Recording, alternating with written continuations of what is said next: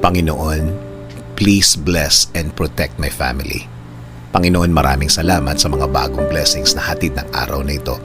Alam ko, Lord, na marami ka na namang pagpapala na ibibigay sa akin. Tulad na lang ng nagising ako sa araw na ito. Ito pa lang, alam kong may plano ka pa para sa akin. At alam ko, Lord, na lahat ng plano mo, lahat ng bagay na gusto mong gawin sa buhay ko, ikakaganda ng aking buhay. Ikaka-level up ng aking araw-araw. At alam ko din, Lord, na alam mo ang lahat ng nangyayari sa aking buhay. Alam ko din na bahagi ng blessings mo sa akin ay ang pag-aalaga mo sa akin. Na gawin akong safe saan man ako magpunta at saan man ako andun.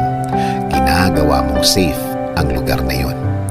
At alam ko, Lord, na since ikaw ang nangunguna ng aking buhay, alam kong patuloy mo akong i-guide sa